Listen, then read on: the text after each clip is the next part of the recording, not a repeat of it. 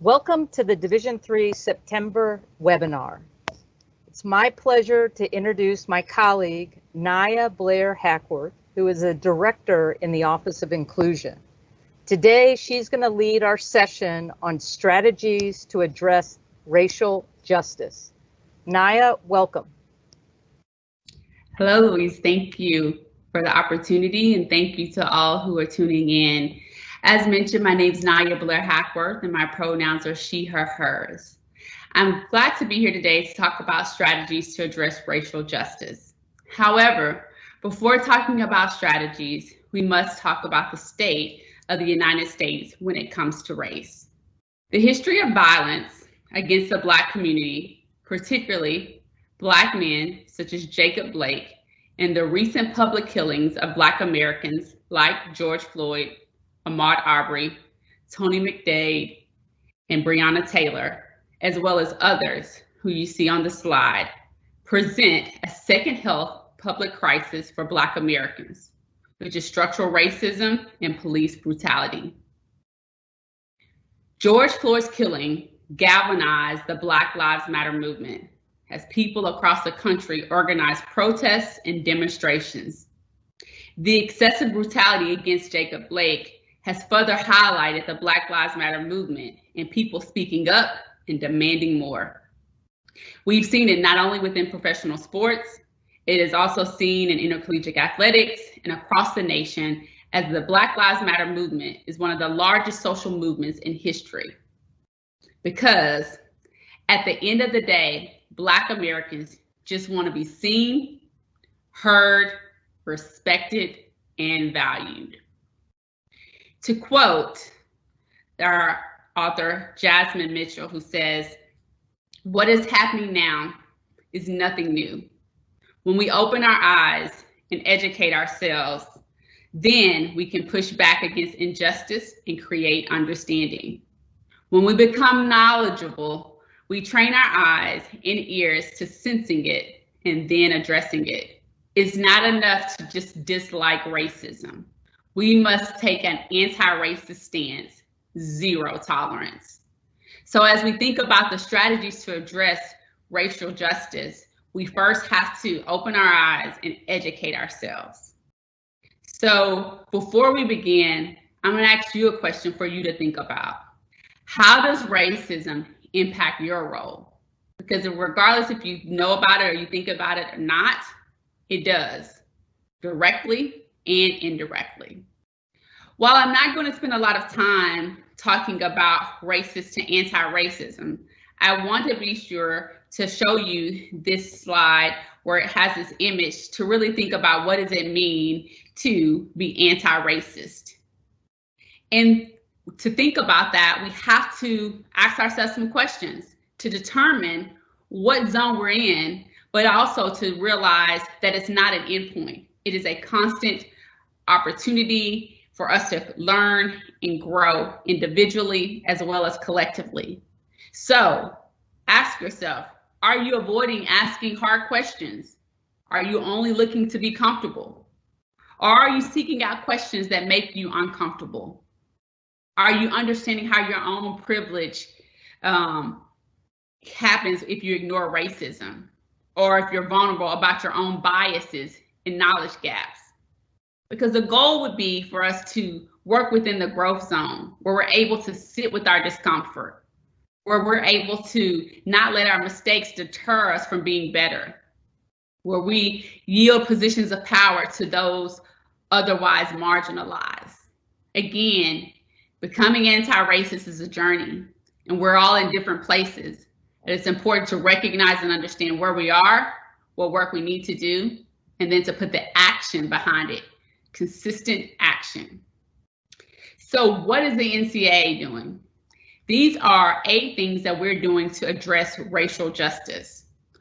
The first thing is we're conducting and hosting programs for the national office staff as well as for the membership.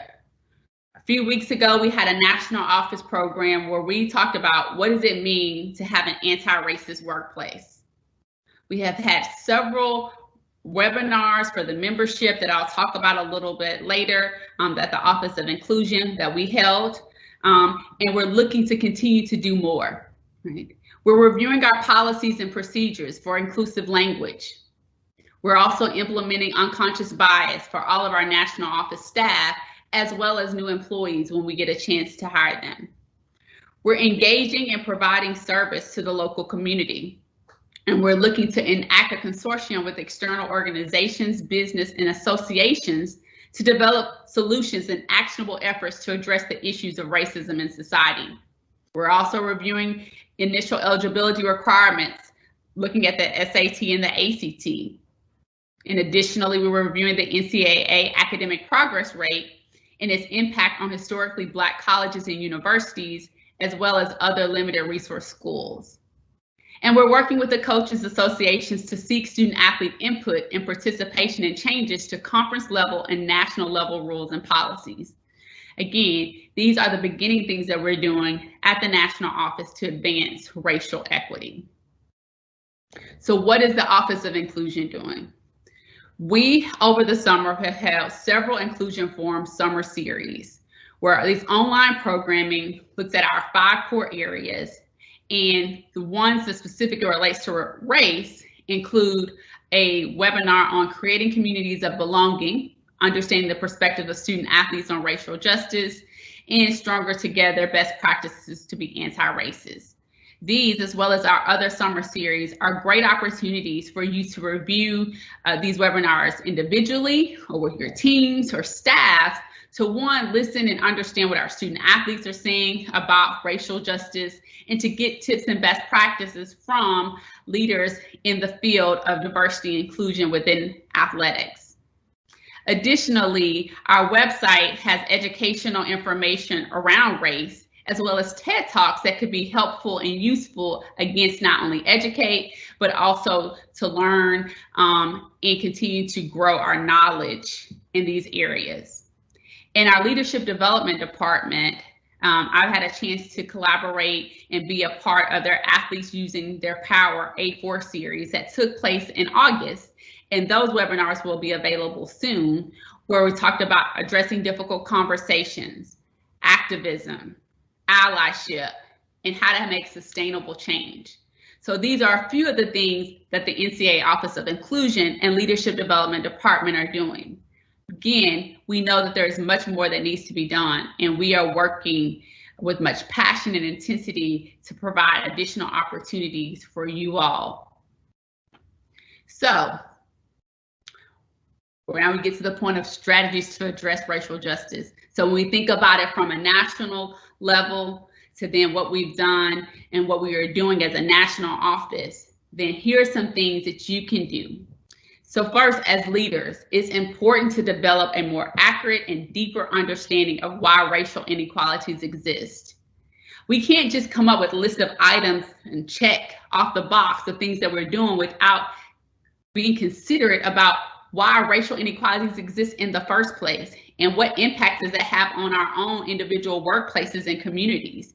And when we have that deeper understanding, then we're able to hopefully translate that understanding into action. And that action to champion racial equity as a core strategy to inspire staff and bring the vision to life. So it's not seen as something extra, or it's not seen as we're being reactive always. How can we engage racial equity conversations and doing racial justice related work into the fabric of what we do throughout the year? Some additional strategies would be for us to acknowledge our awareness of what is happening in the world to our colleagues as well as to our student athletes. Even when we don't know the right words to say, I've heard so many people say, I don't know what to say. Well, just acknowledging, hey, this is a tough time, that people are tired, that people are frustrated, that people are hurting, that people are dying would go a long way. Also commit to understanding how your athletic department, your institutional and community policies and practice shape your own perspective surrounding racial inequality. Additionally, how are you providing educational opportunities and encouraging staff and student athletes to educate themselves? Maybe read a book together, listen to a podcast, unlearn things that perpetuate racist ideology and racial discrimination. A lot of times we have to take a step back to see, like, What did we learn, and was that the right thing? And maybe we need to, again, unlearn some things. And how are we regularly assessing the needs and climate of your student athletes, coaches, and administrators of color to better foster an inclusive environment, as well as to heighten awareness of discriminations and challenges that this community may face? Some people won't share if you don't ask. So it's important to ask, and it's important to not just ask when things are happening in the world like they're happening, because unfortunately, people have been feeling discriminated against, they have been experiencing microaggressions way before these public injustices that have existed that have garnered a lot of attention. Additionally, how can we strive to be anti-racist versus non-racist, which again goes to actively helping tackle racism? That could be speaking up, that could be highlighting some an effort or saying we need to do more. Also, are we checking in with our Black colleagues, teammates, and student athletes to illustrate that we care? But if we're doing that, we got to make sure that that's not our first time we're having that conversation with them, and that we have a relationship with them, and that we don't expect them to thank us or to respond to us in a way to make us feel better because we checked in with them.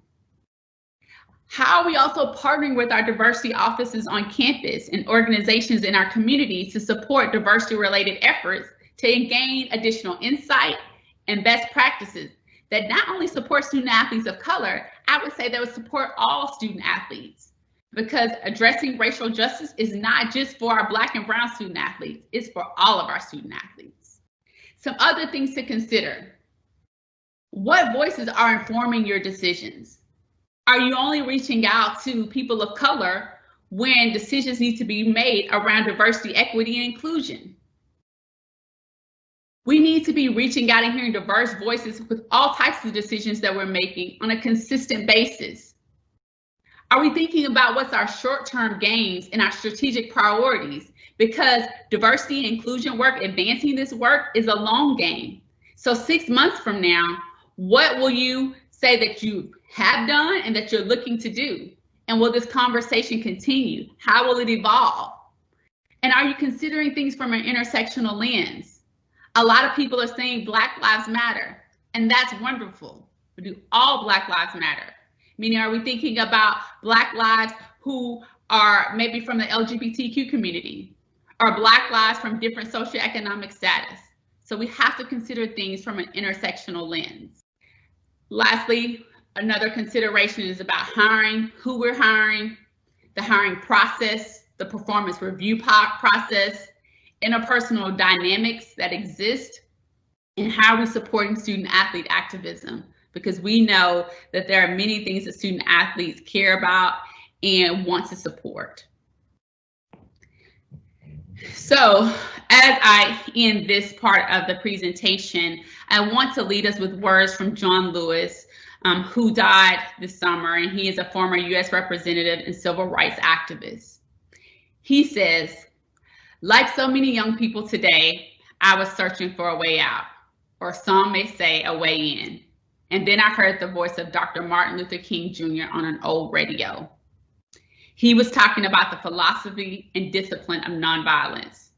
He said, we are all complicit when we tolerate injustice. He said, it is not enough to say we'll get better by and by. He said, each of us has a moral obligation to stand up, and speak out. When you see something that's not right, you must say something. You must do something. Democracy is not a state, it is an act. And each generation must do its part to help build what we call the beloved community, a nation and world society at peace within itself." So based off of all the things that you heard today, the things that you're hoping to do, I would ask you what you're doing. Is it a moment for you, or is it a movement? It's important also to know, if considering our why are we talking about this and why are we doing the work? Some people, good intentions because they're like, oh, it's the right thing to do. Well, hopefully we've always known it's the right thing to do, but that didn't necessarily mean that things have happened. So how does it connect to your vision, your purpose as an organization, as a department, is your commitment to supporting not only student athletes, but those who work with you. So it's really vital that we consider our why when we think about how we're advancing racial justice, and the work that we're doing to address, again, racial justice. Question that came in is, do you have advice regarding senior administrators who may not be immediately supportive of inclusion-based programming? It's a great question.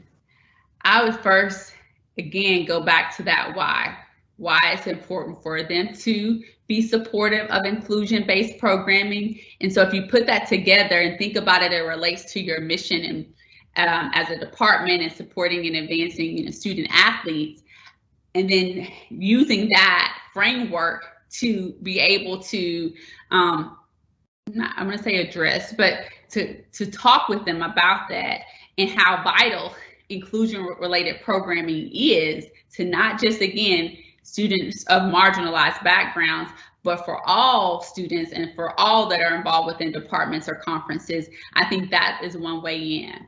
However, if that still does not work, I think that it's important for multiple voices to say that, and then to say, like, okay, if senior leaders are still not as supportive, to ask them, is it okay if you still do it? And so hopefully, while I believe it should be a top-up approach, sometimes it has to come from the bottom up for people to really understand and see the value in inclusion-based programming.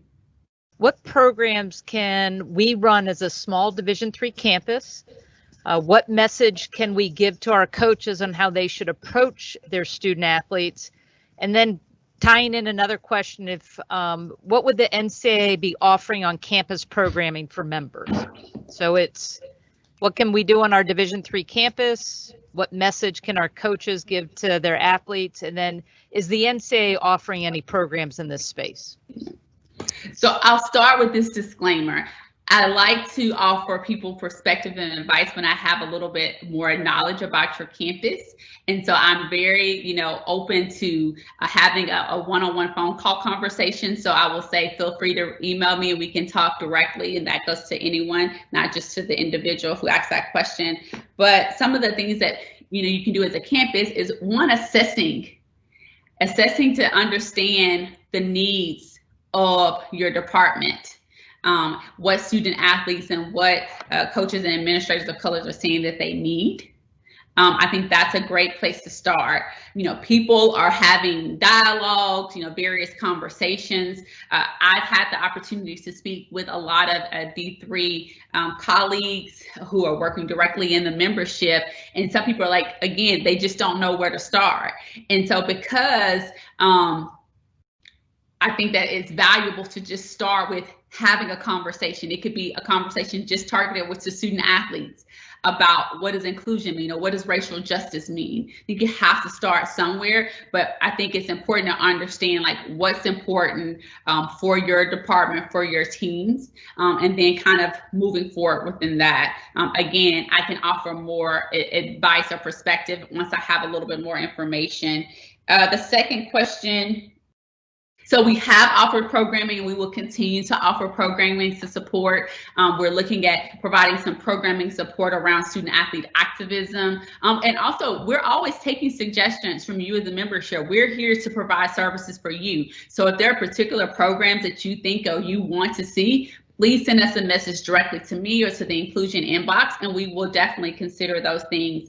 But I would also encourage you to look at past webinars, and we will have additional programming coming out, including our diversity inclusion social media campaign that talks about elements of racial justice, and that's going to be in October.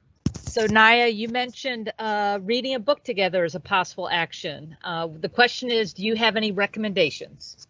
Oh. Well, another disclaimer. I'm a doctoral student, so my reading has been a lot different right now. But when it comes to, racial justice related books, I think about books such as Why Are All the Black Kids Sitting, in the Cafeteria by Beverly Tatum. I think, some friends and colleagues are reading things, White Fragility. I think it depends on, where you're at in your journey to think about those things. Our website links to the African American National Museum, and they have a list of books that would be great to read just based off of interest. And that includes from, if you have little young people in your household, you could start there with them, but also things that could be supportive for you. There are a lot of different podcasts out as well. So those are two books that I would recommend. For institutions who have not really done any work in this space and regarding diversity, inclusion, equity centered educational programming, where would you recommend they start? Again, as a person who's worked on college campus for most of my professional career, I think it's important to understand your campus environment, because what may work at one institution, may not be the best way to start. So I think, again, assessing and understanding your institution, not only needs, but also the environment would be good. And I also think you can even start by having conversations about what diversity is and what inclusion is.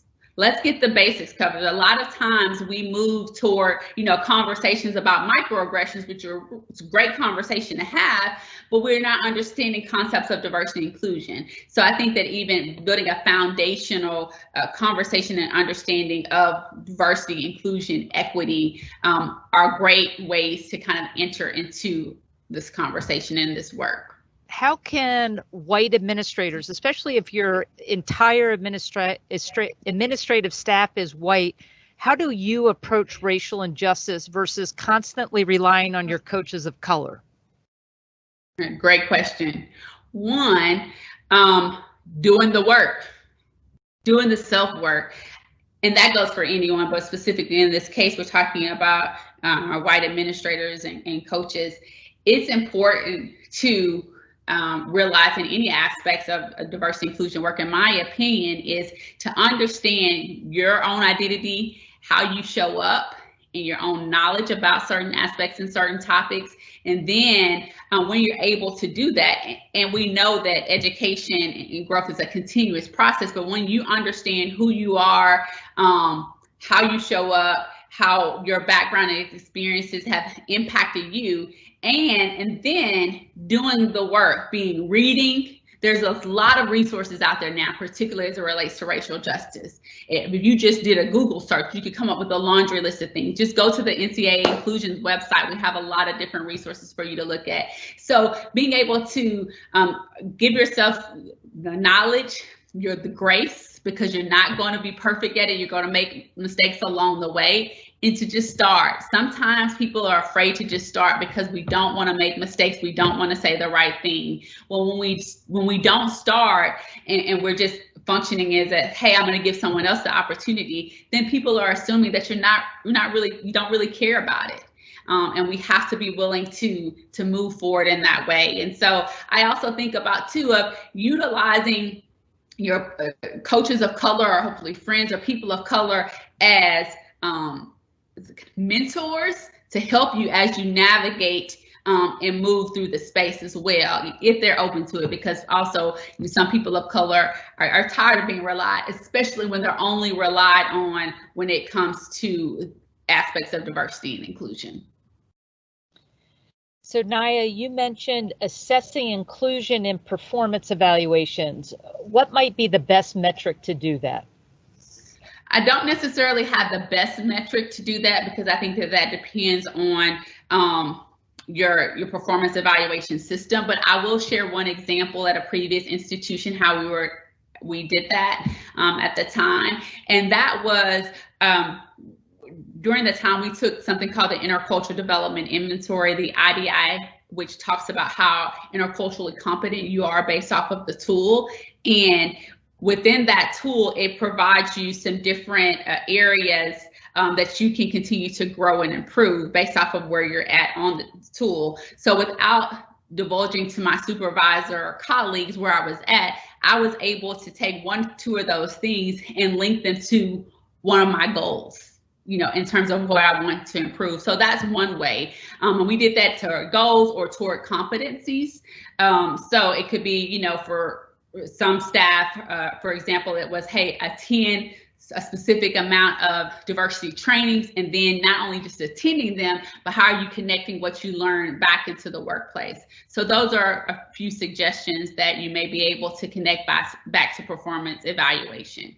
Can you talk a little bit more about how to address and encourage those that are afraid to say the wrong thing? Yeah. One, I think that, if I was talking to a friend or a colleague who was concerned about saying the wrong thing, I would ask them, why do they feel that they're going to say the wrong thing? Right? And just have a deep conversation, because a lot of times it's layered and it's fear. And help them understand that when someone speaks up, it doesn't mean that they're not afraid, but they do it anyway. And just understanding the value of when you speak up, how you're hopefully shifting mindsets or planting seeds, as I like to call it. So I would get to a deep understanding of why, and then creating some small, I don't want to say baby steps, but some beginning steps to say, these are some things that I'm going to do to kind of help move me along. Because of course, if you haven't done those things, you're not going to go out at a meeting and lead a meeting about that, but what are some small steps that you can take? So then that maybe, 3 or 6 months from now, then you will lead a meeting or a conversation on this topic. So just like with anything, else related to something we're trying to improve, we set goals, we do the work, we train. That's the same way we have to approach our ability and our level to have and engage in conversations and actions related to racial justice in any aspect of diversity and inclusion, in my opinion. When it comes to trying to promote a diverse pool of applicants, what advice do you have about descriptive language that is consistent with being anti-racist? So maybe not using people of color or ethnic minorities are encouraged to apply. Are there better terms to use? Yeah, well, I think we could spend a lot of time on talking about terms and job descriptions. So I would be happy to maybe follow up with you, Louise, to record some questions, some answers to some of those questions, but those are some of the things that you can do. And I think even before we think about the job search, I think it's having a conversation about what the job process even looks like, the job application process looks like before the position is posted. Who is on your hiring committees, and how are we thinking about biases that, unconscious biases that really impact the job search process from beginning to end. So there's definitely some language things we could think about, but I also think that we have to think about overall what we're trying to accomplish. What's our goals, and how can we minimize and eliminate bias that may exist within that, be it from a language standpoint, or maybe it's even how we read applications or think about individuals' experiences. So I know that was the last question, and I just want to just tell people it's a process, it's a journey. Exhale. I said a lot of stuff. I had to exhale that for myself too. But the Office of Inclusion, we're here ready to support you all and work with our D3 colleagues. And again, someone's depending on you. Someone's depending on you to take that first step or to move that work ahead. And so do it. Thank you. Naya, thank you so much for your time today. It was a fantastic 30 minutes. For everybody who's on this webinar, our October webinar will feature Nevin Capel, and she'll be talking about her return on inclusion. So we'll make sure to send more information about that. But again, thank you so much. We all think of you every day as you are returning to campus and trying to return to play, but stay safe and healthy. And thank you so much for tuning in today. Thanks again, everyone. Bye-bye.